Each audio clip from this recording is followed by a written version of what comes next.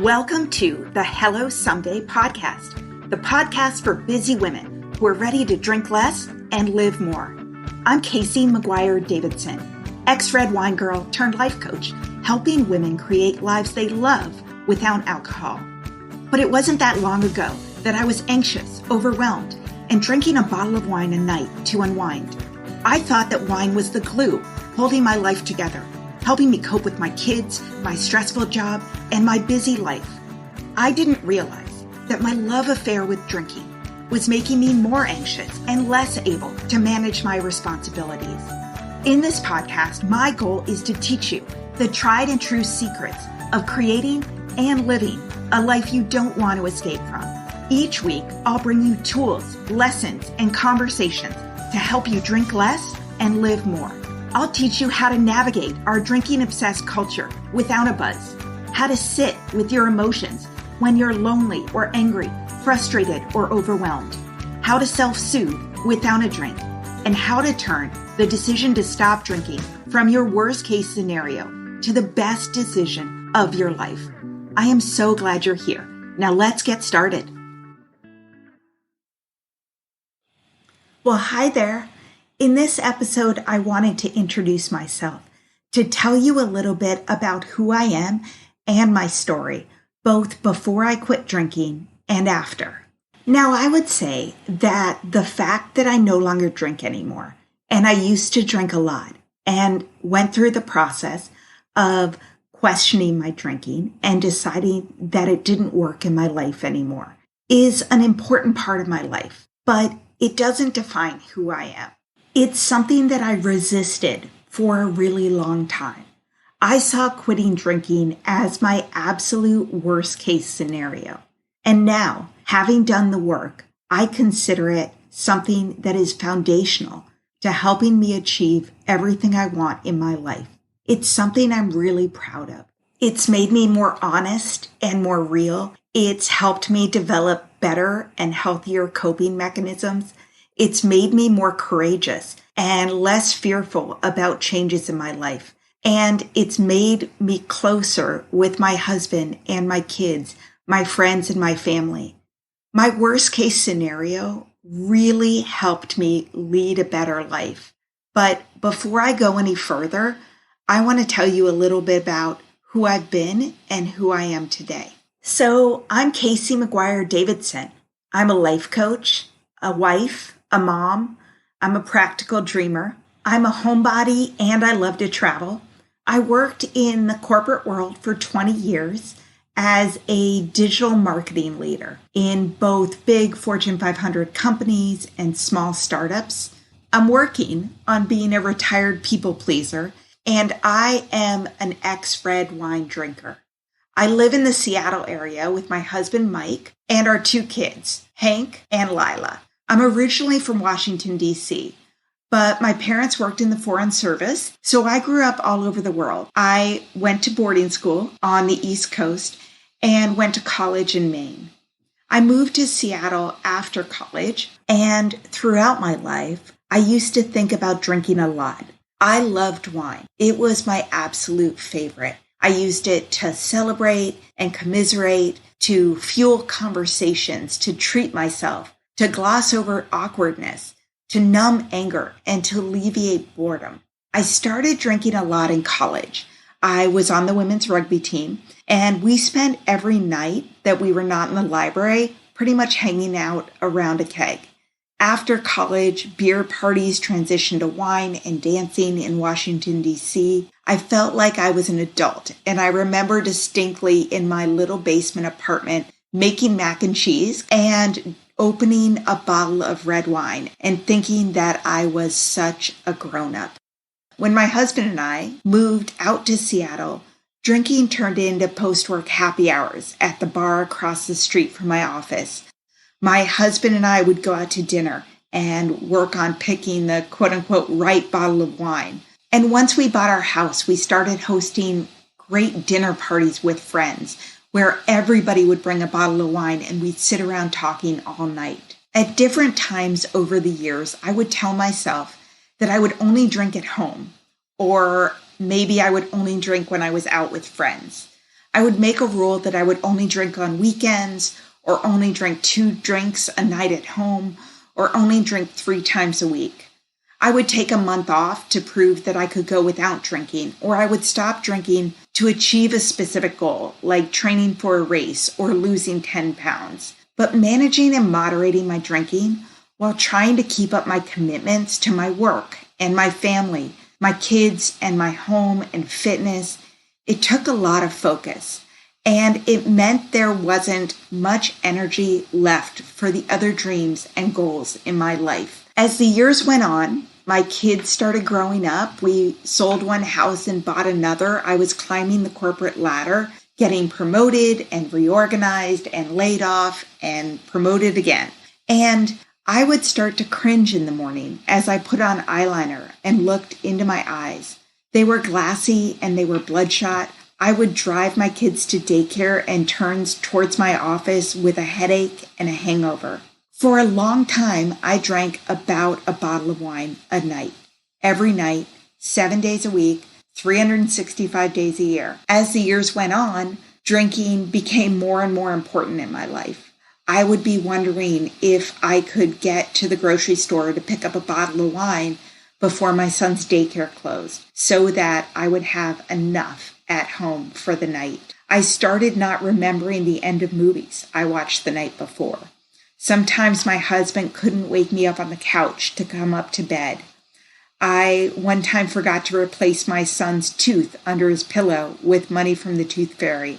And on Christmas Eve one year, I drank a lot and I don't remember going to bed. I woke up Christmas morning horrified to find that I hadn't filled the family stockings. Yet, most of the time my drinking went sort of unnoticed. It was just a part of my relationship with my husband that I loved my red wine. I would always have a bottle of wine a night at dinner. I'd come home and open the bottle and have a glass when I started cooking dinner, another glass at dinner, or when I was doing the dishes. I'd get the kids to bed and then I'd come down and finish the bottle while I was watching TV or working on my computer at night.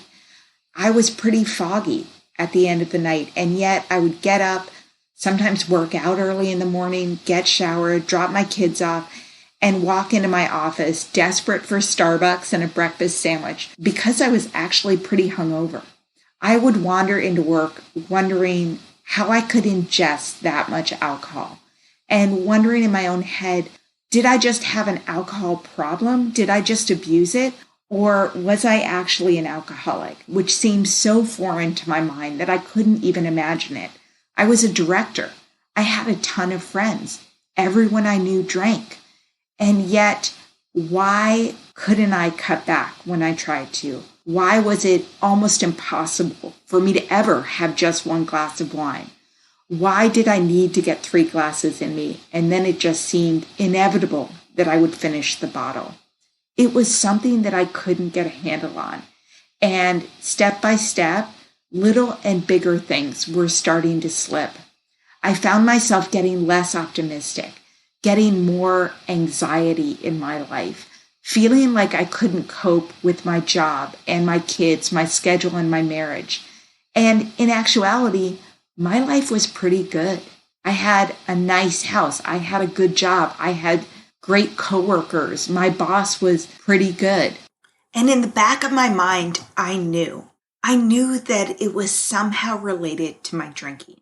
I knew that the way I was drinking was unsustainable. I knew that alcohol was contributing to all of the difficult aspects of my life. I felt like I was just waiting for the other shoe to drop. And yet I'd also known this for years and felt this way. I had been worried about my drinking and waking up and promising that I would take a break for a long time. And then I would look around and I would think about my life without wine. I would wonder how I would relax. And I would tell myself that this wasn't actually a big deal, that so many women drank like I did, that this was just a part of being a modern woman in the world. And to be honest, I was scared. I had no idea what my life would look like without alcohol. Since college, I had never dealt with life and relationships and joy and vacations and fun and stress without drinking. And I really had a lot of limiting beliefs and negative assumptions about what my life would look like without alcohol. I thought I would be bored. I thought I would be sad. I thought that I would never have fun again. I thought that I'd never be able to hang out with my friends or go to Europe or have dinner parties, or if I did that, I would be miserable. I wondered what my life with my husband would be like if I didn't drink. I wondered what people would think of me, what my kids' friends' parents would think of me if I stopped drinking. What's crazy is that I was drinking really heavily and was terrified that if I stopped drinking, people would think that I had a problem. I thought that if I stopped drinking, people at work would think that I had a problem, that it would affect my career if I stopped drinking. Now, I know this sounds crazy to me and may sound crazy to you, that my friendships and the respect of my peers and the respect of strangers and my career trajectory could be hurt by not consuming alcohol, not over drinking, not being hungover. But that's how much my head was messed up about alcohol and what it contributed to my life and the ways in which society would view me if I stopped. And I didn't realize that what I needed to do is develop better coping skills. My coping mechanisms were keeping busy and plowing through life and work, keeping my head down and managing any anxiety or overwhelm with to-do lists and deliverables, with projects and initiatives, and planning so many activities outside of work that would surely keep me happy and make me a better person, make me more productive and fitter and more interesting and have more friends, or at the very least distract me from myself and from the worries I had about myself. I needed to develop a coping skill that wasn't going until the minute I stopped, and then immediately, always, as quickly as humanly possible, shutting down my mind and any worries or any anxieties or fears I have with lots and lots of lovely red wine. I had been doing this for 20 years, and it seemed to work until it stopped working. And it had gotten worse, but I would get up. I would go to work. I would produce and meet and deliver and make up lists. And then I'd go out to happy hour with friends and a date with my husband, or much more likely drive home and make dinner and watch TV and read books and talk and pour a generous glass of red wine the second I walked in the door, that would be refilled many times that night. And it worked until I started waking up at 3 a.m. in a panic every night, which started at least 7 years before I quit drinking. I went to a psychiatrist for Ambien and anti-anxiety meds, and for a long time, never once in my own mind linked that panic and that anxiety and those wake-ups. I never linked it to my drinking. Drinking works until you realize that you're waking up with a hangover each and every morning, and you're avoiding your husband's eyes and the unstated implications behind his question of, how are you feeling? It works until your husband starts telling you he couldn't wake you up last night to get you off the couch and come to bed. And you wake up at 2 a.m. or 3 a.m. or 5 a.m. and stagger up to bed embarrassed and trying to pretend that this is no big deal. Drinking works until it becomes obvious that you can't remember the conversations or the interactions you've had with people just the night before. It works until you're out at a restaurant and realize that you can't actually focus on your friends until the waitress brings you the next glass of wine. It works until you realize that you've been waking up hungover every day for a year, kicking yourself for why you do this to yourself, doing something over and over again that makes you feel like crap every day. And then you plow through another workday with a dull headache and slight nausea, and then you start the cycle again the minute you walk in the front door. So I started the rocky path of moving from not just worrying about my drinking and thinking that I may have a problem, and researching the health implications of drinking and reading novels about people who've quit drinking to actually stopping. And in the beginning, the progress was fits and starts. Not drinking for 10 days and feeling proud of myself and sleeping better than I had in years. Being honest with my husband about my struggles with drinking and my conflicted feelings about it. And revealing that I fear that I shouldn't drink anymore. And feeling like our relationship was actually improving and feeling more connected to him than I had in a long time. And after a while, the days started to add up. I got support. I added resources. I decided to give myself the opportunity to see how good I could feel with a period of time without alcohol. I knew what daily drinking felt like. I didn't actually know what a period of time without alcohol might feel like. So I stopped for 2 weeks and then 30 days, 60 days and 100 days, 6 months, 1 whole year, 4 whole years. And then magically, life got better. Day by day, it got clearer and more optimistic and less stressful. My life became full of deep sleep and rested morning. I feared that my life would become smaller, but it became so much bigger, full of so many more friends and so many more adventures. I felt more love and more kindness for myself, my husband, my kids, my friends, and people I barely knew. I felt like my days were being filled with more gratitude and more pride and more accomplishments. I actually felt like my life was significantly less stressful. I felt like I could move forward and get out of the Groundhog Day that I'd been stuck in for so long. I stopped blaming myself, consciously or subconsciously, for every aggravation and setback in my life. Choosing to put down the wine glass has been the foundation for being able to finally feel and experience everything I want in my life.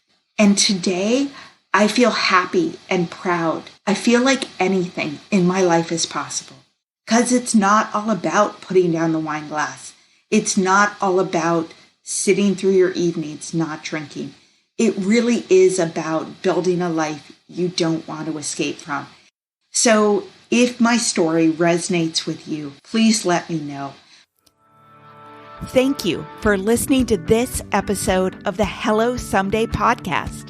If you're interested in learning more about me, the work I do, and access free resources and guides to help you build a life you love without alcohol, please visit hellosomedaycoaching.com. And I would be so grateful if you would take a few minutes to rate and review this podcast so that more women can find it and join the conversation about drinking less and living more.